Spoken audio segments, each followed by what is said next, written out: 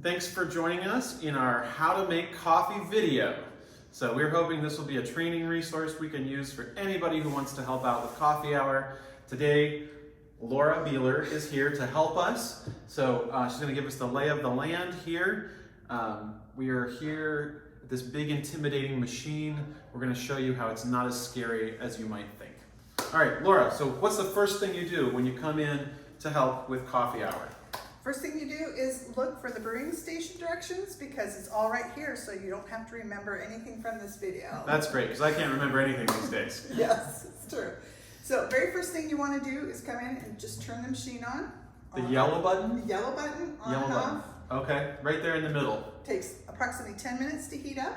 So when you first come in, do that and then go ahead and get ready for coffee hour. If you're making coffee for coffee hour, all the supplies are either in here or in the cupboard, of which you'll be instructed about, I'm assuming, by fellowship.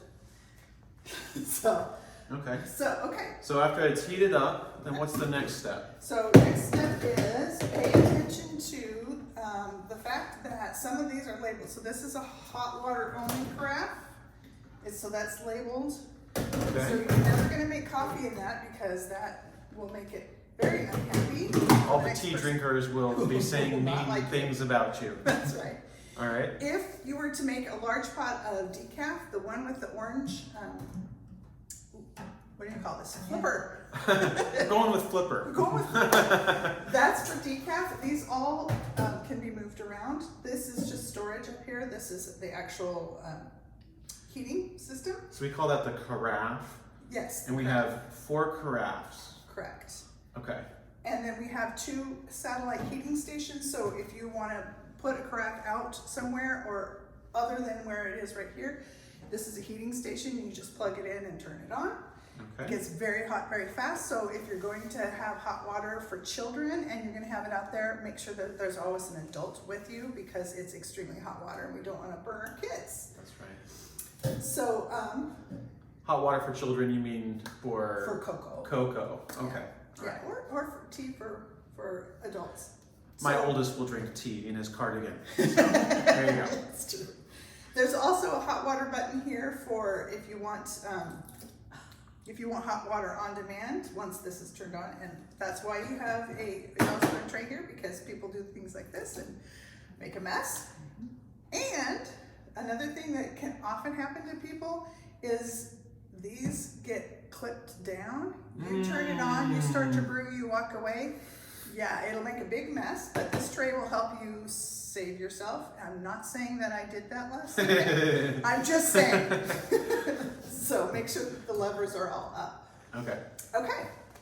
So once it's all heated up, you're going to make sure the thermal box is on the warming pad and the lid is locked. So I'm going to pull this off.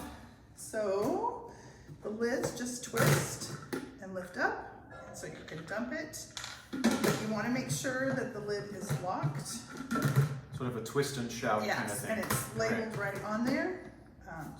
So Open, close. Okay. make sure it's set. And then you're going to use a filter from the cupboard. And the filters are big. They're not the little size that you find for other, they're not like a coffee brewer. They're big in here. And there's extra up here. You're never going to run out. So you're going to put that into just one of these canisters. You're going to add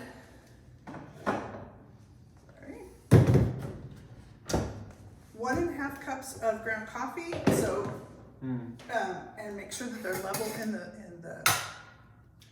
And I want to say a special thank you to those who helped donate the coffee to our church. Yes.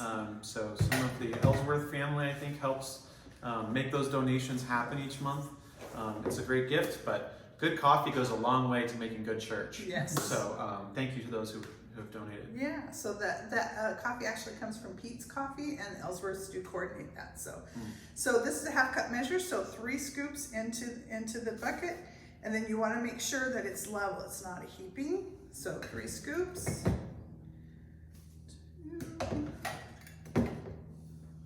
3. If the coffee is low in this jar, there is more coffee in the locked storage. And if there's not more coffee in the locked storage, make sure you let Barb Ellsworth and myself know about any supplies you need. Just send an email to the office, and if you can't remember to email Barb, just send an email to me and I'll get a hold of her. So it just slides right in. Okay, so make sure they're level in the filter, press the brew button. There's a big green button button that says brew. And it'll say the ready to brew light is on. If you've turned it on 10 minutes, and it'll start immediately. I'm not gonna push it because I'm not gonna make coffee because Adam and myself and Barb can't drink. But, well, we could. But anyway, sorry. A very productive day. Yes. It takes 4.5 minutes to brew. I think in our church it says 24 to 32 cups of coffee, depending on how heavy your pour is. I say it's closer to 24. So this will make in 4.5 minutes. So if you're here for coffee hour and you're doing this before church, don't brew it until come out after offering. Come here, hit the brew button, and you'll be ready in plenty of time, and the coffee will be nice and fresh. Also, if you've made a pot and you're finding you're going to run out and you have a lot more people coming, you can just go ahead, throw it in, make another pot, and it'll brew immediately. Just use a different carafe. The one thing that being careful, and I'm not saying I've done this, but do not remove the brew basket or the thermal, either one of these, while the brew light is flashing. So while it's brewing, this is going to be flashing on you, and so that basically tells you, leave me alone, stay away, or you'll make a mess. And then clean up. Basically, make sure you turn off the machine first. How do I turn off the machine? On/off button. Oh, the big yellow button that turns it on also turns it off. Exactly. Okay, great. It should be intuitive, but don't feel embarrassed if it's not. That's why this is here. And because maybe somebody has messed up before. So dump the grounds, rinse out. Where do we dump the grounds? Dump the grounds in the garbage. Okay. Some people recycle them, and if you're one of those people, that's great, take them home, but otherwise just dump them in the garbage. And then being very careful, just lift this off, carry it over to the sink, dump out the extra, rinse out the carafes, but do not use soap on them. Make sure you rinse the carafes thoroughly, and when you put them back, I like to leave them open so that they dry better, and you can just leave the carafes to dry like this and leave them open. They do get used throughout the week, so don't worry if you come in and they're not the way you left them, but Okay. That's what we ask everybody to do. And last thing you do is check to make sure you turn the machine off.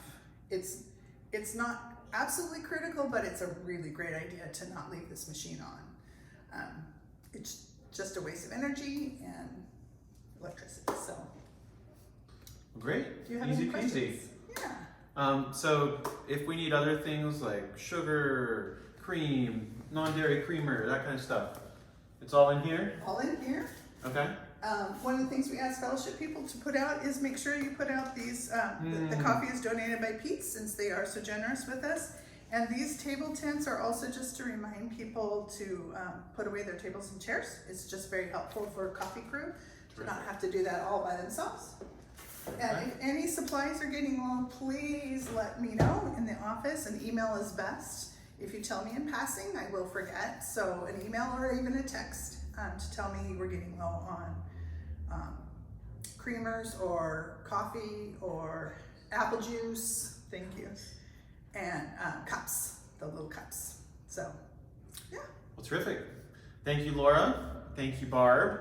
And thank you to everyone who's volunteered for our coffee team, for Fellowship Hour that makes that possible. We couldn't do it without you. So thank you, God bless you, and you are now officially trained.